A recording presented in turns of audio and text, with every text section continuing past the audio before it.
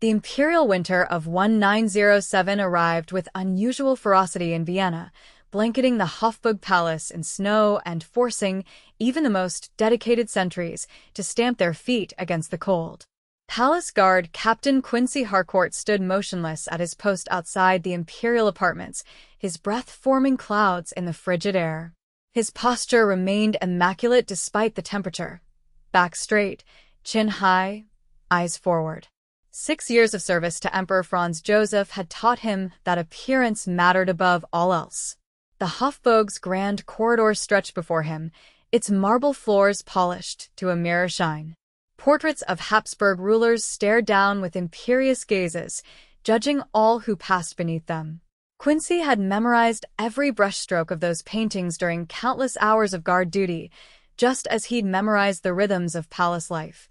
Which countess took her tea at precisely 4 o'clock, which archduke still wept for his lost love when he thought no one could hear. Captain Harcourt. A soft voice broke the silence. He turned to see Lady Amelia Kessler, the emperor's niece, approaching with measured steps. "Your ladyship," he acknowledged with a bow. "I have a new companion arriving today," Lady Amelia said. "A distant cousin from our Hungarian estates. Please ensure she receives proper directions when she arrives." "Of course, your ladyship." Lady Amelia paused. "She is unaccustomed to court life.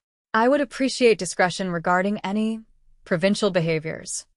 Quincy nodded, recognizing the unspoken instruction to overlook potential breaches of etiquette. "I understand perfectly." After Lady Amelia departed, Quincy resumed his vigil, wondering briefly about this Hungarian cousin. The Austro-Hungarian Empire encompassed so many peoples and cultures. The sophisticated Viennese often looked down upon those from the empire's periphery. He had seen many newcomers crushed under the weight of court protocol and whispered judgments. Later that afternoon, a modest carriage arrived at the palace's eastern entrance. Quincy watched as a young woman descended, clutching a worn leather satchel. She wore a simple gray traveling dress, adequate, but clearly not of Viennese fashion. Dark hair was pinned severely beneath a plain hat. She glanced up at the palace facade, and Quincy caught a glimpse of extraordinary violet eyes before she lowered her gaze again. As duty required, he approached her. "Welcome to the Hofburg Palace. May I inquire as to your business here?" Those remarkable eyes met his again.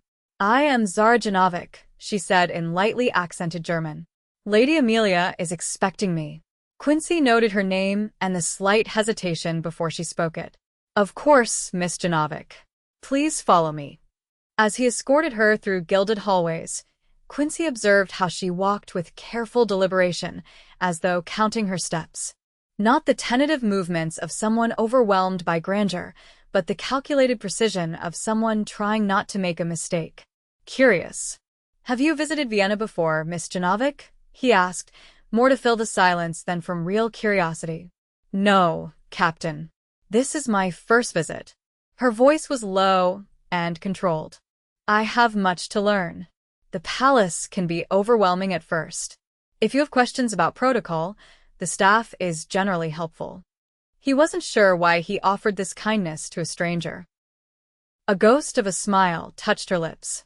"Thank you, Captain Harcourt." Quincy Harcourt. "Thank you, Captain Harcourt." She spoke his name deliberately, as if committing it to memory. When they reached Lady Amelia's apartments, the lady herself emerged to greet them. "Ah, Zara at last." She embraced the newcomer with aristocratic restraint. "Thank you, Captain Harcourt. That will be all." He bowed and retreated, but not before noticing how the Hungarian woman's posture had subtly shifted in Lady Amelia's presence, her shoulders squared, her chin lifted imperceptibly. The change was so slight that most would miss it, but Quincy had spent years observing the minute details of court behavior. Over the following weeks, Quincy encountered Miss Janovic frequently as she accompanied Lady Amelia through the palace. She was quiet, observant, and possessed a remarkable ability to fade into the background when necessary, a valuable skill at court. Occasionally, their eyes would meet across a room, and he would detect something in her gaze that didn't match her demure demeanor. Intelligence, assessment, and perhaps a hint of amusement. One evening in late January, while patrolling the less frequented corridors of the palace, Quincy discovered Miss Janovic alone in the imperial library, standing before a glass case containing ancient maps of the empire. "Miss Janovic," he said, startling her. She turned, one hand pressed to her heart. "Captain Harcourt, you move very quietly for a man in uniform." "Military training," he replied. "May I ask what brings you to the library at this hour?" "Lady Amelia retired some time ago." Something flickered in her expression. Wariness, perhaps. "I couldn't sleep. I've always found comfort in maps and books." She gestured to the case. "This map shows my home region, though much has changed since it was drawn." Quincy moved closer to examine the yellowed parchment. "The Hungarian plains. I served there briefly, early in my military career." "Did you?" Her interest seemed genuine. "What did you think of it?" "Beautiful country. Proud people." He paused, remembering. "I was stationed near Lake Balaton. The sunsets there were unlike anything I'd seen before." "Yes," she said softly, "like the sky is bleeding gold into the water." Her voice carried such longing that Quincy felt an unexpected pang of sympathy. "You must miss your home." She looked away. "Home is complicated, Captain." Before he could respond, the distant sound of approaching footsteps echoed down the corridor. Alarm crossed her features.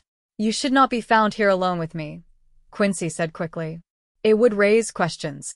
"No, I should not be found here at all." The distinction was curious. "Good night, Captain Harcourt." She slipped past him and disappeared into the shadows of the corridor opposite the approaching steps. The footsteps belonged to Baron Richter, the Emperor's privy councillor, a man whose ambition was matched only by his capacity for cruelty disguised as political necessity. He raised an eyebrow at finding Quincy alone in the library. "Captain. A bit far from your usual post. Evening patrol, Baron. Securing all areas of the palace." Richter's cold eyes surveyed the room. "Indeed. One cannot be too cautious, especially with so many foreign elements within our walls these days." The emphasis on foreign was unmistakable, and Quincy wondered if the Baron had somehow observed Miss Janovic before she departed. "I assure you, the palace security is my highest concern." "Of course." Richter's smile never reached his eyes. "Good night, Captain." After the Baron left, Quincy noticed a small object on the floor near the map case, a delicate silver hairpin with a tiny amethyst. Miss Janovic must have dropped it in her haste to leave. He pocketed it, intending to return it discreetly. The opportunity came 3 days later when he encountered her alone in the palace gardens, despite the winter chill. She stood before a frozen fountain, her breath visible in the cold air. "Miss Janovic," he called softly. She turned, a smile warming her features before she could suppress it. "Captain Harcourt." He approached, removing the hairpin from his pocket. "You dropped this in the library." Her hand flew to her hair, then extended to take the pin. "Thank you. It was my mother's, one of the few things I have of hers." Their fingers brushed as she took the pin, and Quincy felt an unexpected warmth at the contact. "May I ask what happened to your mother?" Zara's expression clouded. "She died when I was young. Political upheaval in our region. My father sent me to distant relatives for safety." She secured the pin in her dark hair. "Now I serve Lady Amelia." A significant change of fortune. "Life rarely follows the path we expect, Captain." Her gaze was direct, challenging. "What of your family? What brought you to the Imperial Guard?" Quincy hesitated. Personal confidences were rare in his position. "My father was a cavalry officer who died in Bosnia. My mother remarried a diplomat who secured my military education. I chose the Guard because—" He paused, searching for words. "Because here, duty has clear boundaries." "Does it?" she asked, her voice soft. "I've observed that palace duty often crosses into murky waters. The things you must see and hear, yet never acknowledge." Her perception unsettled him. "Discretion is part of my oath." "An oath to whom, Captain? The Emperor? The Empire? Or something more fundamental?" Before he could answer, she glanced over his shoulder and stepped back.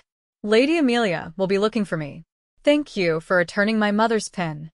As she walked away, Quincy was left with the uncomfortable feeling that Zara Janovic had been assessing him, testing him for something beyond a casual garden conversation. February brought diplomatic receptions as the empire navigated tense relations with Russia and the Ottoman powers. During one such event, Quincy noticed Baron Richter watching Miss Janovic with unusual intensity as she served Lady Amelia. Later, he overheard fragments of conversation between the Baron and Count Varga, the Minister of Imperial Intelligence. Papers suggest unusual movement near the Hungarian border. Revolutionary elements seeking access to court circles. The girl's background requires further scrutiny. Alarm coursed through Quincy.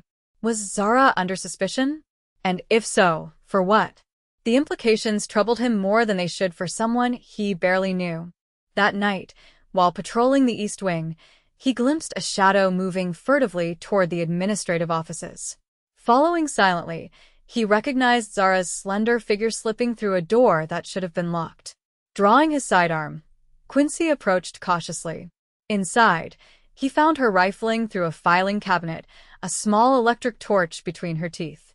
When she sensed his presence, she whirled, dropping the torch with a clatter. "Captain Harcourt," she whispered, eyes wide with alarm. "What are you doing here?" he demanded, though he kept his voice low. She straightened, composing herself with remarkable speed.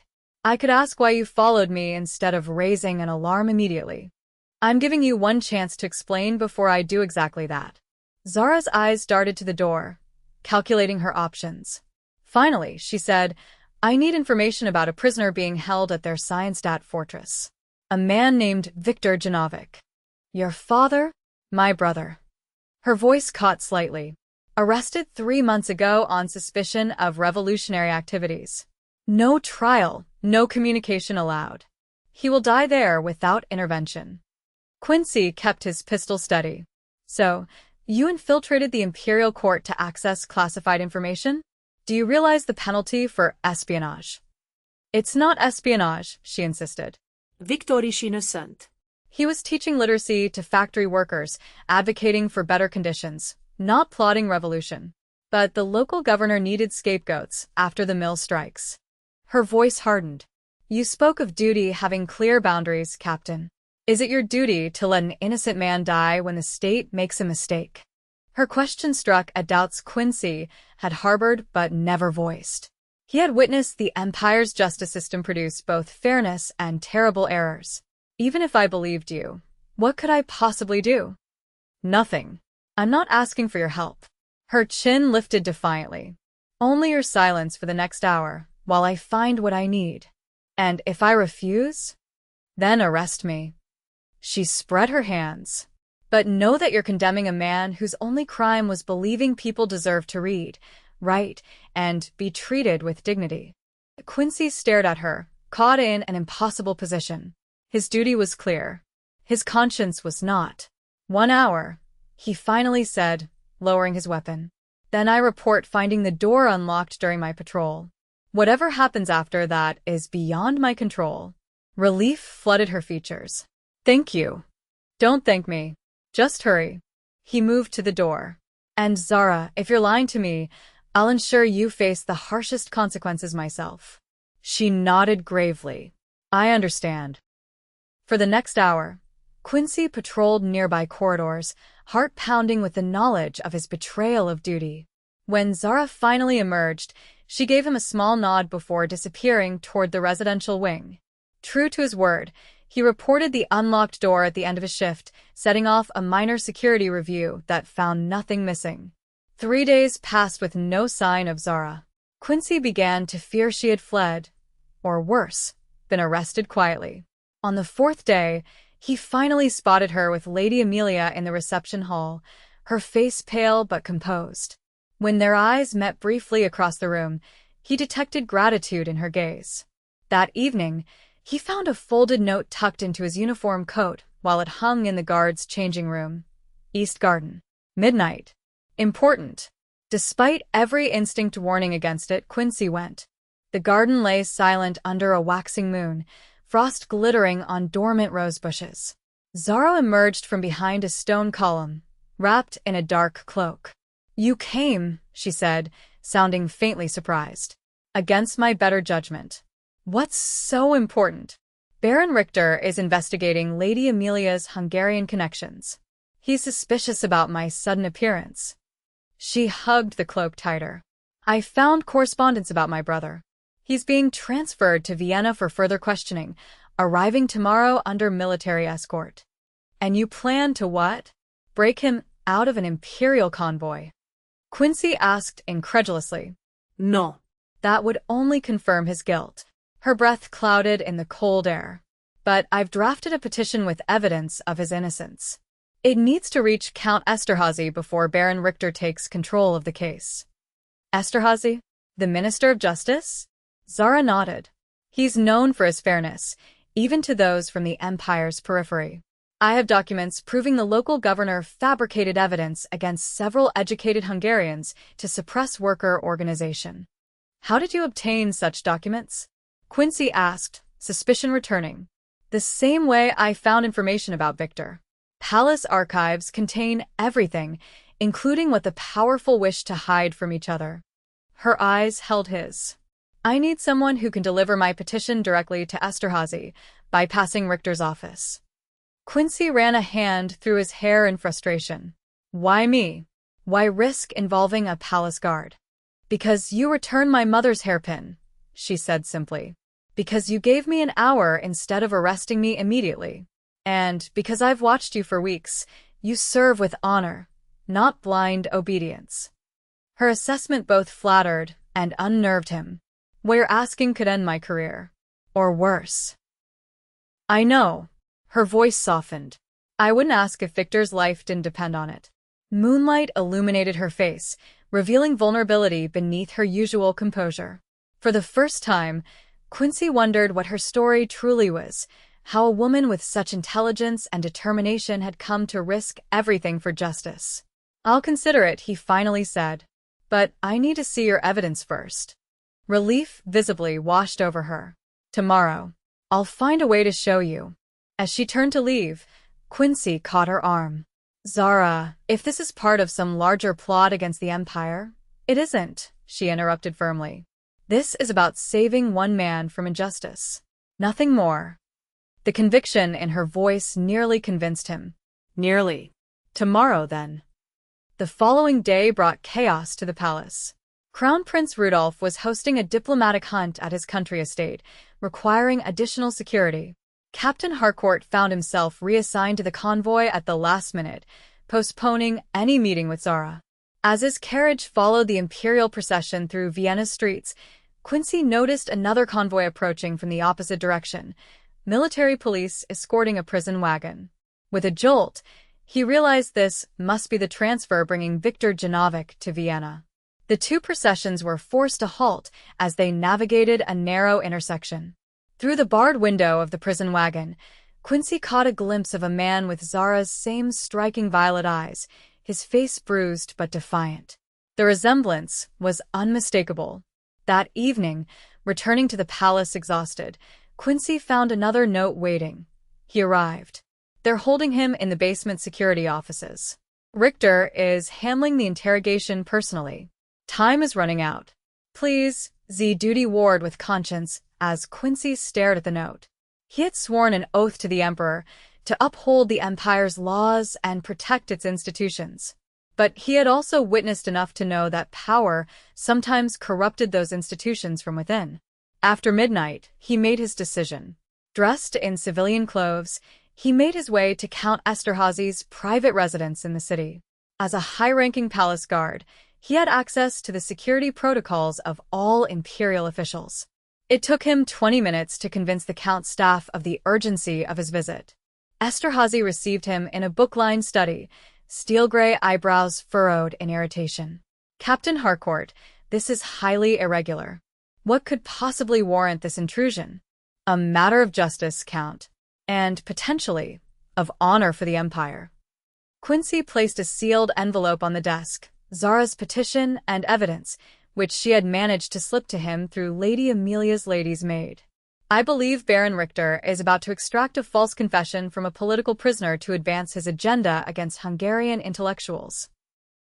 The Count's eyes narrowed. That is a serious accusation against a trusted imperial advisor. The evidence speaks for itself, sir. I ask only that you review it before Richter proceeds further. Esterházy studied him. You realize your career is forfeit if these allegations prove false? Perhaps your freedom as well? I do, sir. And yet you come anyway. Why? Quincy considered his words carefully. Because I believe the empire is only as strong as its commitment to justice for all its peoples. If we abandon that principle for political convenience, we become what our enemies claim we are. Something shifted in Esterházy's expression. He picked up the envelope. Wait here, Captain. The next morning brought a palace in uproar. Count Esterházy had arrived unannounced, demanding access to the prisoner Viktor Janovic and ordering all interrogations suspended pending his personal review. Baron Richter was seen storming from the security offices, his face contorted with rage. By afternoon, rumor circulated that evidence had emerged of corruption among certain provincial governors who had fabricated revolutionary plots to justify harsh crackdowns on labor organizers. Viktor Janovic, while still detained, had been moved to more comfortable quarters pending further investigation. Quincy, resuming his regular duties, found himself summoned to Lady Amelia's apartments. He arrived to find her alone, sipping tea by the window. "Captain Harcourt," she greeted him. "I understand congratulations are in order. Count Esterházy was most impressed by your commitment to imperial justice." Quincy maintained a neutral expression. "I merely did my duty, your ladyship." "Did you?" She set down her cup. "It seems to me you went rather beyond duty's call. One might almost suspect personal involvement." Before he could respond, a side door opened, and Zara entered. But this was not the modest companion he had known. She wore a gown of deep violet silk, her dark hair elegantly styled, her bearing transformed. The amethyst hairpin glittered against her upswept hair. "I believe you know my niece," Lady Amelia said casually. "Princess Zara Janovic of the Hungarian nobility." Quincy felt the floor shift beneath him. "Princess." Zara's eyes held both apology and challenge. "Cousin Amelia has been kind enough to maintain my disguise while I sought justice for my brother." "A disguise approved by the Emperor himself," Lady Amelia added. "After the assassination attempts against several Hungarian nobles last year, we thought it prudent for Zara to observe court politics from a less conspicuous position." Understanding dawned slowly. "Then you are not a lady's companion?" No. Zara stepped closer. "Though the experience has been educational. Your brother is truly a prince, then?" He is. "Though he chooses to work among the people, teaching and advocating for reforms. It makes him a target for those who prefer the status quo." Her eyes softened. "Thank you, Captain. Your intervention may have saved his life." Quincy struggled to reconcile the woman before him with the quiet companion he had come to know. "Why didn't you tell me who you really were?" "Would it have mattered?" she asked. "Would you have believed me? Or would you have assumed I was using my title to escape consequences?" He had no answer. Lady Amelia cleared her throat. "I shall leave you two to discuss matters. Captain Harcourt, you have my gratitude for your service to our family." She departed with a knowing smile. Alone with Zara, Princess Zara, Quincy felt suddenly unsure of himself. "I don't understand. If the Emperor knew of your situation, why this secrecy? Why not simply order your brother's release?" "Politics," she sighed. "My family supports progressive reforms that some conservative elements oppose. The Emperor walks a delicate line between factions. He couldn't openly intervene without appearing to take sides, but he allowed me this opportunity to seek justice through proper channels. And I was what? A convenient tool?" Hurt flashed across her face. No. "You were someone I observed for weeks and judged to be honorable.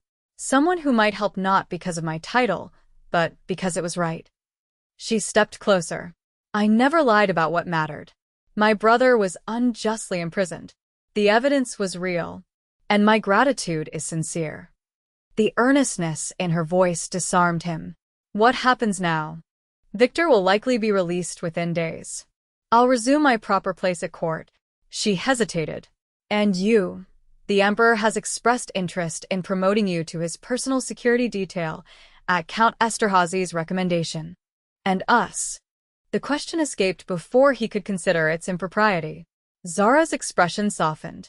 There is no protocol for what happens when a princess falls in love with a palace guard who risked everything to help her. She took his hand tentatively. But perhaps we could write that story ourselves. Love. Quincy echoed, heart racing. Is that so surprising? You saw me, truly saw me, when I was invisible to everyone else. You judged me by my actions, not my station. Her eyes held his. Unless I've presumed too much? Quincy knew what duty demanded: restraint, propriety, acknowledgement of the chasm between their positions. But in that moment, duty seemed a pale shadow compared to the woman before him. You haven't presumed too much, he said softly, squeezing her hand. Though I admit, I find it easier to court a lady's companion than a princess. Her laugh was like sunshine breaking through clouds. Then court the woman who dropped her hairpin in the library, who met you in frozen gardens, who trusted you with her brother's life. The title is just a word. Words have power in this world. So, do actions. She leaned forward and kissed him gently. That was my action. What's yours? In answer, Quincy drew her closer, duty and protocol forgotten as his lips met hers again, not as guard and princess, but as a man and woman who had found something rare in a world defined by boundaries and barriers. Spring came early to Vienna that year. In the palace gardens where they had once met in secret, Princess Zara Janovic walked openly beside Captain Quincy Harcourt, now head of the Emperor's personal security detail. Behind them, Prince Victor strolled with Lady Amelia, discussing educational reforms with animated gestures. The path ahead remained uncertain. Court gossip swirled around the unusual attachment between a princess and a guard captain. Some whispered of morganatic marriage, others of scandal and eventual heartbreak. But as cherry blossoms drifted around them like snow, neither Zara nor Quincy concerned themselves with predictions. They had learned that duty and love need not be opposing forces, that sometimes the truest service to crown and country came from following one's conscience, even when it led down unexpected paths. In a changing empire, perhaps such lessons were exactly what was needed. What are you thinking? Zara asked, noting Quincy's thoughtful expression. He smiled, clasping her hand more firmly in his. That some disguises reveal more truth than they conceal. And that I'm grateful for unlocked doors and dropped hairpins. As am I, she replied, violet eyes shining in the spring sunlight. As am I.